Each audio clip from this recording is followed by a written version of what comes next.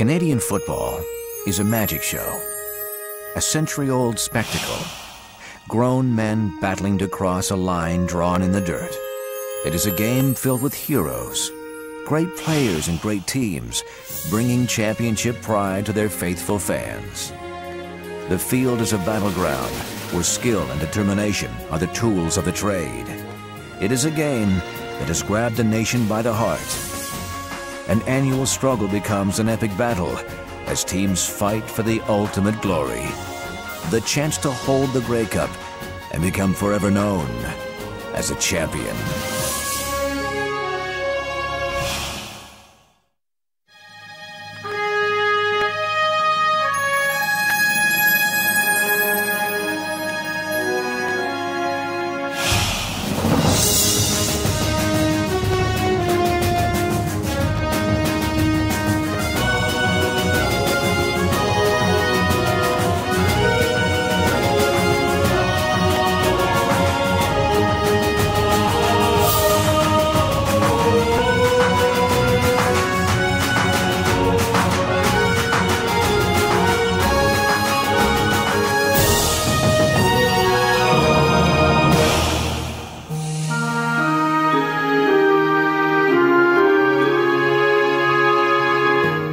In the city of Montreal in the mid-1800s, it was on the campus of McGill University where Canadian football found its first home. Before the century was through, the game had moved from the campus and into towns and cities across the province. Athletes from every walk of life embraced this great new game, and ever-growing crowds made heroes of the men and boys who took to the field. In 1931, quarterback Warren Stevens made football history when he threw the first touchdown pass in a Grey Cup game, as he led Montreal to a 22-0 victory over Regina.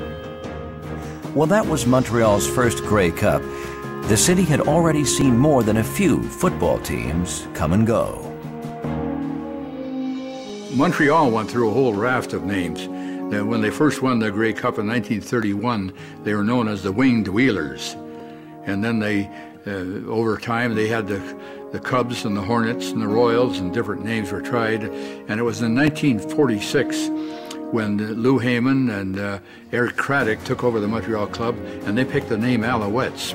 The Alouettes were an immediate success. In 1949, they captured the East before facing the defending champion Calgary Stampeders in the Grey Cup game. On a frozen field in Toronto's Varsity Stadium, flinging Frankie Filchuk was a star on both sides of the ball. His strong arm led the offensive attack, and on defense, he recorded an amazing 3 interceptions as the Owls romped to a 28-15 victory. Everyone loves a winner, and Montreal loved the Alouettes. We were, I guess, almost the team of the city. We certainly pushed the Canadiens for the team of choice. We were a team that had tremendous support from the city itself. I was really impressed with the city. I was impressed with the nightlife. I was impressed with the day life. But we were getting good crowds, and if you were a football player in Montreal and you walked down the streets, some of them would recognize you as being a football player. Through the 50s, the Alouettes rode another golden arm to glory. The man who came to define the franchise, Sam the Rifle Etcheverry. What a wonderful passer he was. And reportedly, Lou Heyman got him out of a football book magazine. He was looking through a football magazine one day and saw this picture of Etcheverry and ended up signing him. I didn't know anything about Canadian football. It just so happened that the University of Denver had a hockey team, and there was hockey players there from Canada and especially Montreal. And so I went to them and asked them questions about the Canadian Football League. In Montreal, Etcheverry learned the Canadian game from Douglas P-Head Walker, a coach who did things his own way. We never had a playbook. P-Head Walker put the plays in training camp, and we ran them every day. Whenever he decided to put in a new play, he would line us up and he'd go through it. So we just learned by memory. But no one had to coach the Rifle on throwing a football. As a rookie, he became the finest passer in the game. He was the quarterback in Canada, bar none. He could throw the ball with with any of them, probably better than any of them. He could run, and he'd fight you tooth and nail right to the end of the game. To kids, Echeverry was both hero and inspiration. We were playing this game, and all of a sudden this guy came along. And he said, "Hey kid, you want to learn how to throw a football?" So he shows me how to put my hand just right, and all of a sudden I throw this ball, and it actually worked. And he's walking away, and these guys say, "Do you know who that was?" And they said, "That was Sam Echeverry." And I swear to God, that's the instant that I had to play this game. In 1954, to complement a magic arm, the Alouettes found a pair of magic hands, Prince Hal Patterson. I thought Hal Patterson was one of the greatest football players I've ever seen, you know, in pure talent. We'd go on the field, and Patterson would go out there. We wouldn't see him till the end of the game because he was on all the teams, offense, defense, punt returns, kickoff returns, whatever you had, punting team, punt cover. He was an outstanding receiver, and you know, he was big, he was very, very fast, and had great hands. He may be as good a receiver as I've ever seen. Hal Patterson was the greatest I've ever played with. To this day, I don't find anybody comparable.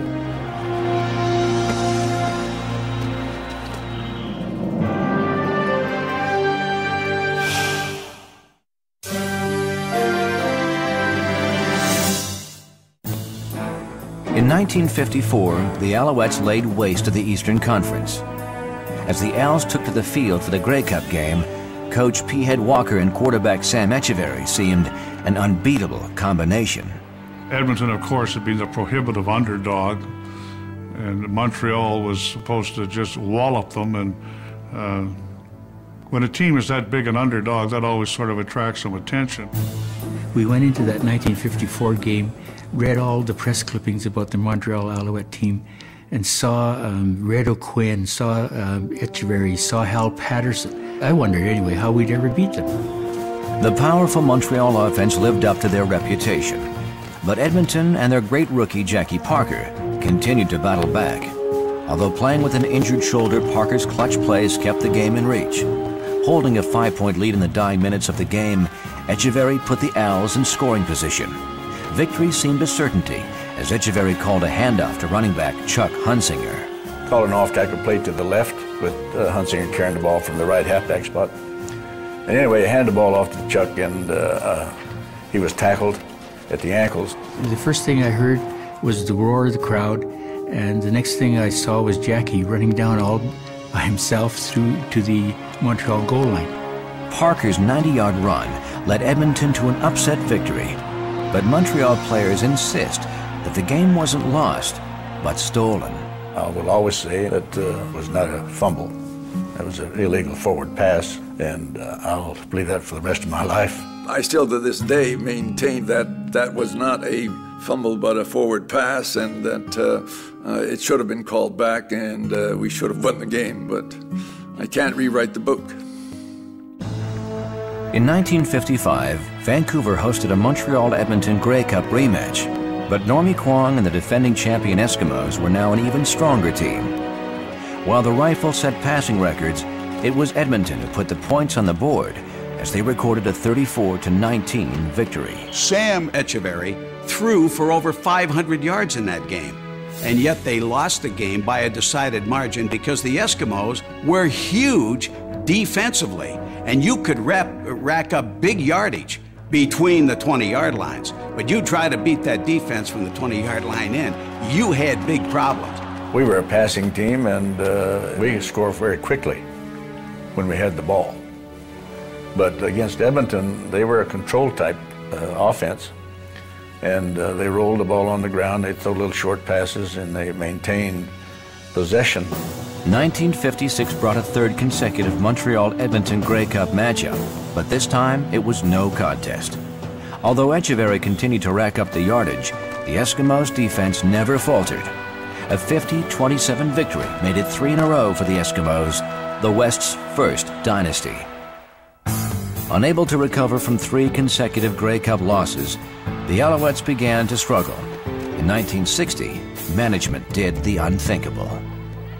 I was traded to Hamilton, and I refused to go. I said, I'm a free agent. I have a no-cut contract, and you just violated my contract. And, of course, they didn't fight it. And so I signed with the Cardinals then. In sharp contrast to the team that had once dominated the East, the Alouettes of the 60s struggled. In 1970, management made an attempt to recapture the team's past glory and enlisted Sam Etcheverry as the Owls' new head coach. The Rifle proved to be the right choice as he led the third-place Owls to the Eastern Championship and on to the Grey Cup. What a Cinderella year that was. The 1970 Grey Cup was unbelievable. We had 24 new players out of a 32-man roster and a lot of rookies. And somehow we came together. And the one thing we did, we stuck together as a team and we played hard all the time. And good things happened. With quarterback Sonny Wade guiding the offense, the Owls hoped to conquer both the Stampeders and the horrible field conditions. It was a deal where the two third-place teams actually ended up playing each other, maybe for the first time, I don't know. But the turf was very poor and very loose, and every time you took a step on the field, you took some of the turf with you. I remember Sonny Wade picking up big chunks of turf and just laying them back out there and stomping on them and leveling it off. It was pretty soggy, but you know, when you're a player, you really don't see that. You just play the game. While Wade's game was without the flash of Sam the Rifle Etcheverry's aerial assault, his short passing, ball control game accomplished what the airborne Owls of the 50s had never done. Montreal won the mud-spattered final 23-10, and Sam Etcheverry had, as a coach, what had eluded him 3 times as a player, a Grey Cup championship.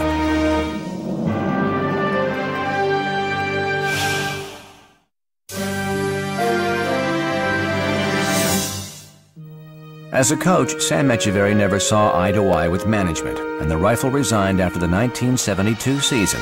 His replacement, Marv Levy, a coach whose meticulous approach won instant respect. As soon as Marv Levy got here, he was like, he knew what it took to win games.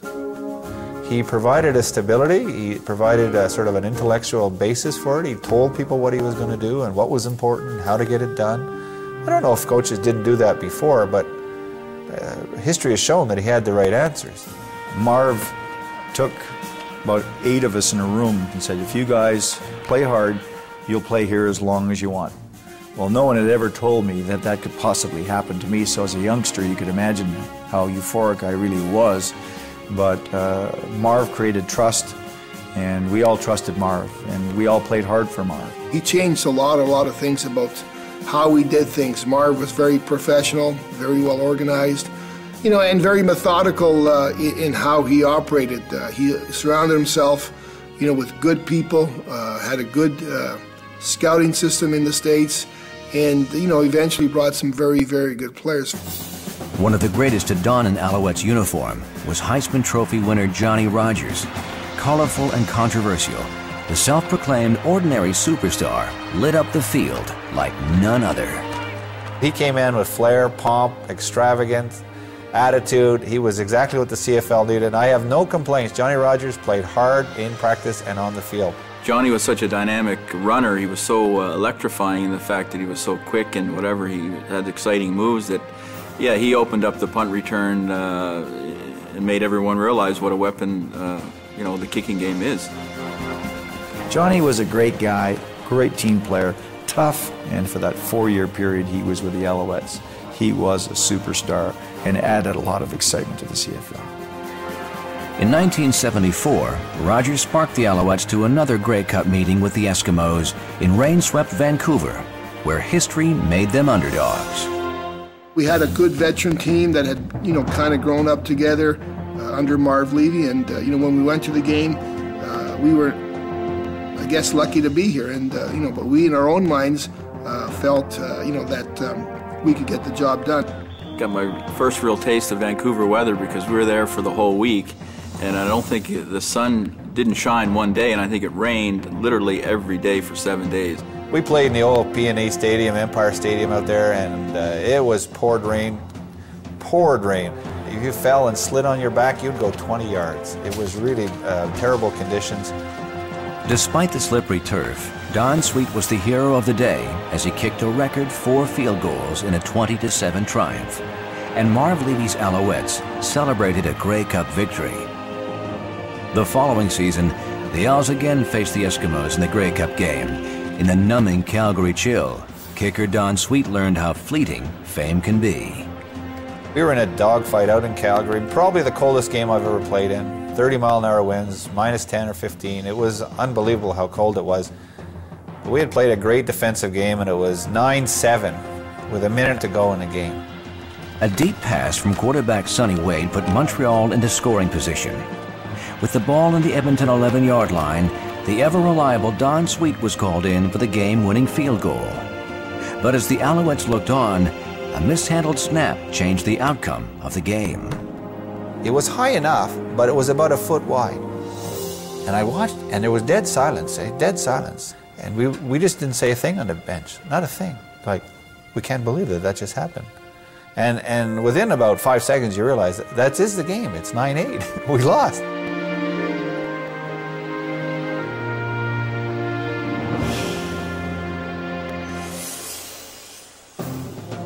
But better times were in store for the Alouettes. In 1976, the team moved into Olympic Stadium, and the crowds flocked to the new sports palace. We averaged over 50,000 people a game in that stadium. So the stadium was a real drawing point. The team was obviously good at the time. People started to follow, and the Francophone community started to get on board. They always said the Big O was kind of cold because it's got so much concrete and whatever, but I tell you what, when it's packed with 60,000 people, it's a pretty warm place. It was the Alouettes and Eskimos again in the '77 Grey Cup game, this time in Olympic Stadium. Despite snow, cold, and a transit strike, the place was packed. On a field more suited for hockey than football, it was a staple gun that stole the headlines. I said to the players, now make sure that you get the right shoes this week so that you're not slipping, because that field will probably be frozen. And I never thought anything of it again. But when I went into the locker room that day of the game, I thought I was in a shoemaker's store. All week long we had been struggling with footwear because of the ice and everything. We tried a number of things, and it wasn't until just before the game, in fact in the warm-up, that I noticed the Bell telephone worker with a staple gun in his hand. And it just had clicked on me. I said, hey, that's what I could use. It did give you traction, but I think what it gave us is a sense of confidence that we had our footing. And it was a hell of an experience. Again, it was so cold. There was so much snow. The fans were going crazy that it's one of those blurs that becomes part of a memory. The Alouettes dominated the slipping, stumbling Eskimos 41-6 in what would forever be known as the staple gun game. Whether the staples provided better traction or simply a psychological advantage, the Alouettes didn't care. They were hoisting another Grey Cup.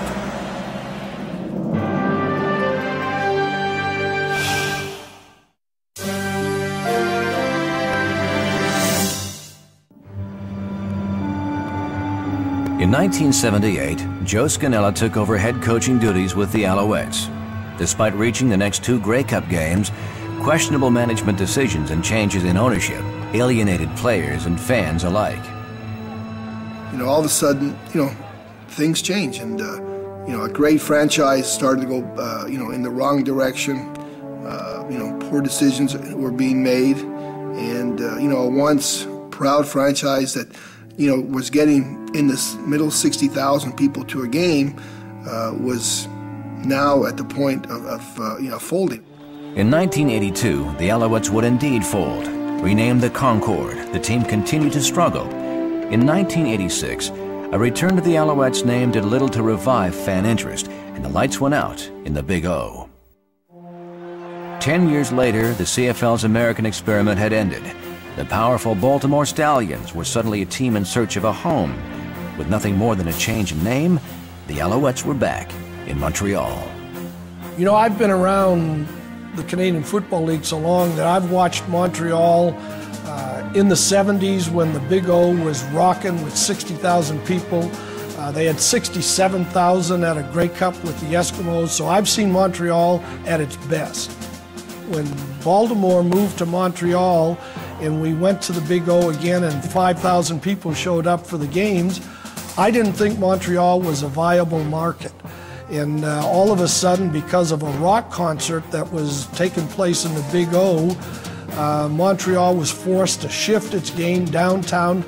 We went to Molson Stadium. You should have seen Molson Stadium. It was terrible. It was dilapidated, part of the stands falling down. We said, well, if we cover it with a tarpaulin and we get to play, it's going to be fantastic. During the first quarter of that game, we were panicking because until 7 minutes into the first quarter, hardly anybody was there, but there was a traffic problem. By the end of the first quarter, 17,000 people going crazy. It was just remarkable. The downtown core of people embraced the team. They started filling the stadium. It holds 20,000, and we now have a record number of sellouts in a row. I think going back to the old stadium has really created an enthusiasm for football in the province. And when you look around at the crowds at Molson Stadium on a Friday night or a Wednesday night or a Sunday afternoon, it is just a wonderful mix of people. In 2002, the reborn Alouettes were again in the Grey Cup game. In Edmonton's Commonwealth Stadium, they faced their #1 rival, the Eskimos.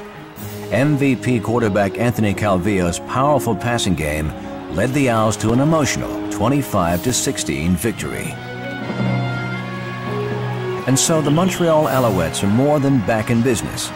They have again raised the Grey Cup in victory and captured the hearts of sports fans throughout the province of Quebec. This city deserved it, the fans deserved it, the team deserved it, the players, coaches, everybody. But the city of Montreal, and really the province of Quebec, deserved it. And to come back to the city, and they threw an impromptu parade, you couldn't have got more people out. Over 250,000 people lined the streets to watch our parade. It was like something I have never witnessed in my life. And the message that the Quebec people were giving us was, thank you. Thank you for bringing the cup back to Montreal.